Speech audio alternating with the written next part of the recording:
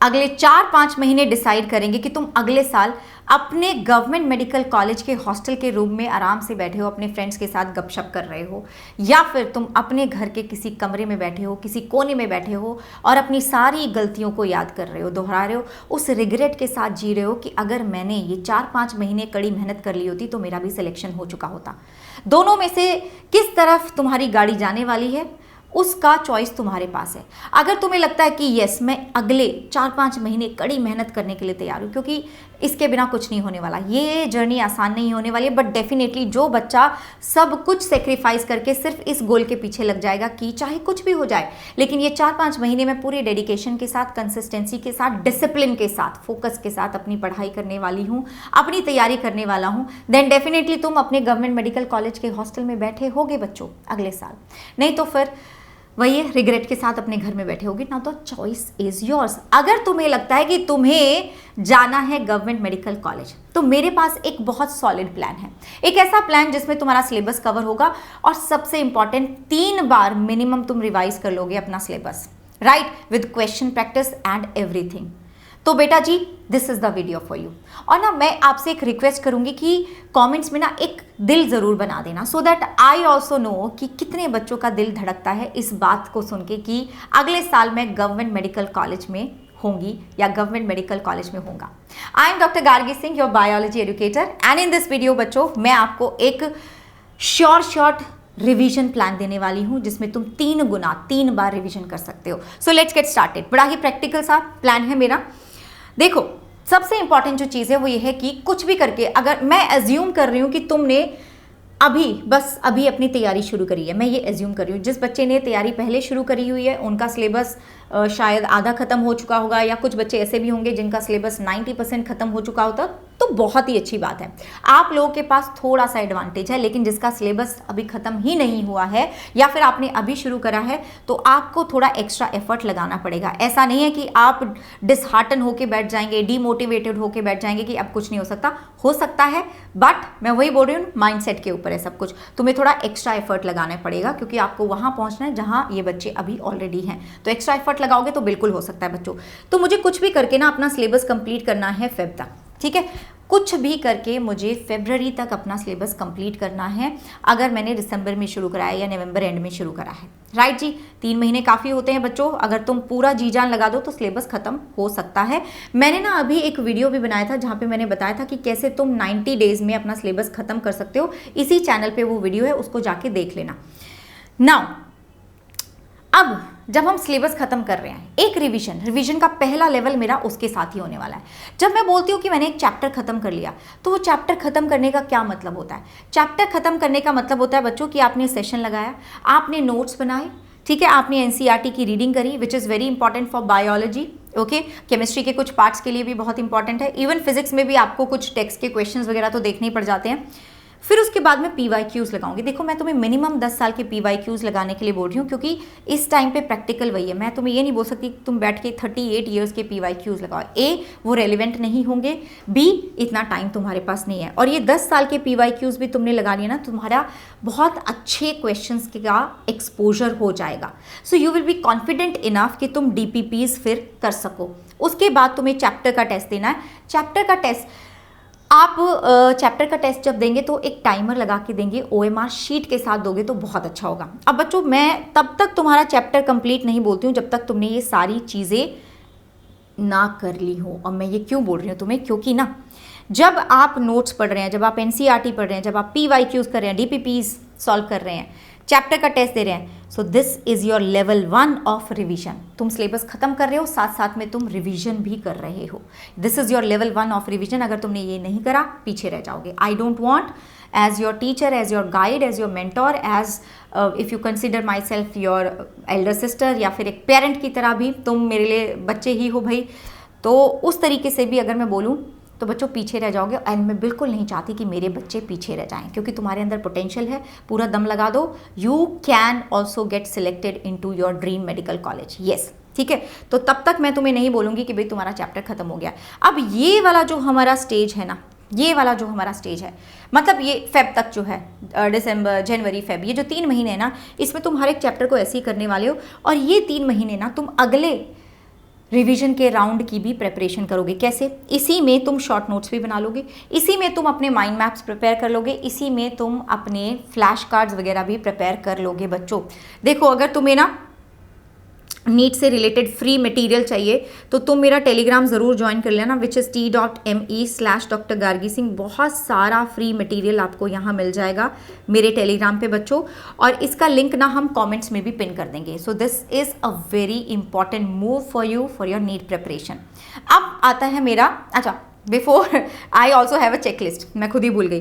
तो मैंने एक चेकलिस्ट भी रखी हुई है कि जो मेरे ये 3 महीने हैं फेब तक, मेरे पास ना ये सब कुछ हो जाना चाहिए। मतलब मेरी एनसीईआरटी मार्क हो जानी चाहिए, 10 साल के पीवाईक्यूज हो जाने चाहिए, chapter wise short notes, formula sheet, flash card मेरे तैयार हो जाने चाहिए, रिएक्शन शीट्स मेरी बन जानी चाहिए। केमिस्ट्री की बात करें तो मिस्टेक नोटबुक मेरा तैयार हो जाना चाहिए, जो हम यहाँ पे ये चैप्टर के टेस्ट दे रहे हैं। और अगर तुमने एक बैच ज्वाइन कर रखा है, विच यू शुड, क्योंकि अकेले से खुद से नहीं हो पाती हैं चीज़ें, तो उसका जो बैच टेस्ट होगा ना बच्चों, वो भी आपको ज़रूर देना है, उससे तुम्हें पता चलेगी तुम्हारी क्या गलतियां हो रही हैं। उनको तुम अपनी मिस्टेक नोटबुक में लिखोगे, क्योंकि ये बड़ा इंपॉर्टेंट है रिवीजन के लिए, राइट। अब आता है मेरा दूसरा level of revision, the second revision, जो कि मेरा चलेगा मार्च से 10 अप्रैल तक। ओके, अब मुझे पूरा का पूरा सिलेबस फिर से रिवाइज करना है, लेकिन जैसे मैंने पहले सिलेबस को कवर करा था वैसे नहीं।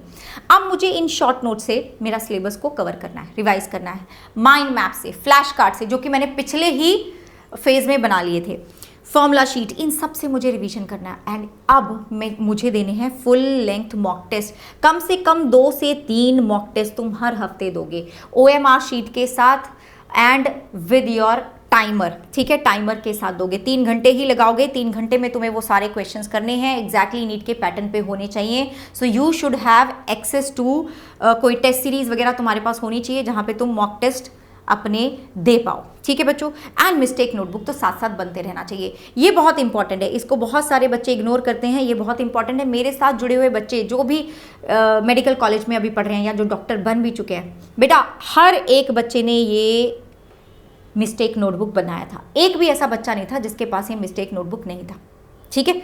चलो, तो ये हो जाना चाहिए मेरा दूसरे लेवल पे। तीसरा लेवल मेरा चलेगा 11 अप्रैल से टिल माई एग्जाम। अब मुझे क्या करना है, अब मुझे पूरा सिलेबस नहीं रिवाइज करना, अब मुझे ये नहीं करना फिर से मैं बैठ जाऊं कि मैं एक एक लाइन को पढ़ रही हूं, नहीं। अब मुझे बहुत स्मार्टली अपना आगे का जो जर्नी है उसको करना है बच्चों। मुझे रिवाइज करने हैं डिफ़िकल्ट पार्ट्स, जो मुझे कहाँ से पता चलेंगे, मिस्टेक नोटबुक से, क्योंकि यहाँ पे ना उन टॉपिक्स से मेरी मिस्टेक हो रही है जो मुझे डिफ़िकल्ट लगते हैं या फिर जो मुझे याद नहीं रहते हैं, वो मैंने इनमें नोट कर लिए थे। इसलिए मैं तुम्हें बोल रही हूँ कि ये आपको बनाना है इस फेज़ में भी, इस फेज़ में भी, क्योंकि ये आपको लास्ट के फेज़ में बहुत हेल्प करने वाला है। तो एक एक लाइन पढ़ के जो मुझे रिवीजन करना है ना, वो मुझे डिफ़िकल्ट पार्ट्स का ही करना है। तो मैम जो बाकी टॉपिक्स हैं, बाकी चैप्टर्स हैं, उनको ना रिवाइज करोगे, लेकिन उनको रिवाइज करोगे तुम क्वेश्चन प्रैक्टिस से, माने मॉक टेस्ट से। तुम मॉक टेस्ट दोगे बच्चों, और अब हर रोज़ तुम्हें मॉक टेस्ट देना है। Every day you have to take the mock test, हर रोज़ मॉक टेस्ट देना है विद OMR शीट, टाइमर के साथ। अगेन ये जो बातें मैं तुम्हें बता रही हूँ, ये उन बच्चों के साथ डिस्कशन मैंने करा हुआ है जो मेरे बच्चे ऑलरेडी डॉक्टर बन चुके हैं या फिर अपनी अभी मेडिकल कॉलेजेस में हैं। तो बच्चों लास्ट के जो 20-25 दिन थे ना, हर रोज़ इन्होंने पेपर दिया, हर रोज़ इन्होंने मॉक टेस्ट दिए थे। मिस्टेक नोटबुक आपका साथ साथ अपडेट होता रहेगा, क्योंकि ये बहुत इंपॉर्टेंट है रिवीजन करने के लिए। देखो सिंपल सी बात है, मैं बोलती हूँ जो हमें नहीं आता उसमें से ही है क्वेश्चन आता, सिंपल सी बात है, यही होता ना। तो हम ऐसा चांस ले ही क्योंकि हमें कुछ ना आए, हमें सब कुछ आए। और फिर अगर तुमने ये सब कर लिया ना, अगर तुमने ये सब शिद्दत के साथ कर लिया, देखो ये ऐसे बोलने में ना तुम्हें ऐसा लग रहा होगा, देखने में लग रहा होगा अरे ये तो हो जाएगा, no, this is not as simple as it looks. बहुत डेडिकेशन चाहिए, बहुत सेक्रीफाइस चाहिए, बहुत टाइम लगाना पड़ेगा, बहुत मेहनत करनी पड़ेगी, तब जाके ये होगा। और तब जाके तुम बहुत आराम से रिलैक्स मोड में रहोगे, जितना रिलैक्स रहोगे। अब अगर तुमने ये ऐसे ही प्लानिंग जैसे मैंने बताई है वो उसको वैसे ही फॉलो करा ना, then you will be relaxed. वो जो लास्ट के 10-12 दिन होते हैं ना, जहाँ पे मैक्सिमम बच्चे पैनिक करते हैं, तुम बिल्कुल रिलैक्स होगे, और there will be higher chances कि तुम अपने पेपर में भी रिलैक्स्ड माइंड के साथ बैठोगे और तुम्हारा क्वेश्चन पेपर बहुत अच्छा होने वाला है। तो डू फॉलो दिस बच्चों।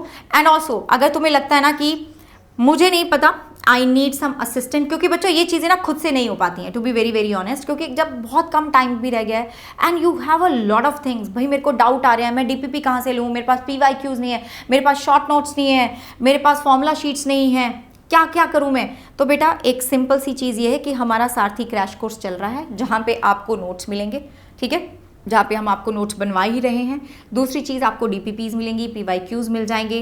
ऑल्सो आपको यहाँ पे व्हाट्सएप ग्रुप के थ्रू गाइडेंस भी मिल रहा है, मेरा पर्सनल गाइडेंस आपको मिलेगा जब आप कोड गार्गी लगाएंगे ना, when you use my code Gargi तो आपको मेरा पर्सनल गाइडेंस भी मिलेगा मेरे बच्चों, ठीक है ना। और इस क्रैश कोर्स में आपको ऑल इंडिया टेस्ट सीरीज़ का एक्सेस भी मिल जाएगा, तो वो जो मॉक टेस्ट वाली प्रॉब्लम है वो सॉल्व हो गई, ठीक है। बैच टेस्ट भी आपको मिलेंगे, वो भी सॉल्व हो गया। एंड ऑल्सो प्रैक्टिस बैच भी आपको मिलने वाला है। तो लास्ट में जैसे ही तुम्हारा सिलेबस खत्म हो जाएगा ना, तो will be finishing the syllabus by first week of March तक हम सिलेबस खत्म कर देंगे। उसके बाद हम प्रैक्टिस बैच लेकर आने वाले हैं जो कि इसी का पार्ट है, इसी क्रैश कोर्स का पार्ट है। That practice batch is also part of this crash course. तो तुम्हें सारी चीज़ें यहाँ मिल गई हैं सारथी क्रैश कोर्स में। बस आपको हम ना लिंक पिन कर देंगे कॉमेंट्स में, क्लिक करना, उसको कोड आपको गार्गी लगाना है। अभी जो आपको प्राइस मिल रहा है that is 2799। Sarathi ultimate batch जिसमें आपको टॉपर्स बॉक्स भी मिलता है which is specially design for revision, जो कि स्पेशली रिवीजन के लिए बना है, जिसमें शॉर्ट नोट्स मिलेंगे आपको रिवीजन के लिए जो चाहिए तुम्हें। डिटेल नोट्स भी हैं बच्चों, क्योंकि अभी तुम्हारे पास उतना टाइम होगा नहीं कि तुम डिटेल नोट्स भी बनाओ, शॉर्ट नोट्स भी बनाओ। एंड ऑल्सो PYQs भी मिलेंगे तुम्हें 13 साल के, 13 ईयर्स के चैप्टर वाइज PYQs मिलने वाले हैं। तो ये तो पूरा तुम्हारा रिवीजन का भी मटेरियल हो गया। साथ साथ तुम हमारे साथ बैच में हर एक चीज़ को डिटेल में कर ही रहे हो। So that is Sarathi batch ultimate, ठीक है बच्चों। This is for 3999। लिंक हमने ना आपको कमेंट्स में पिन कर दिए हैं।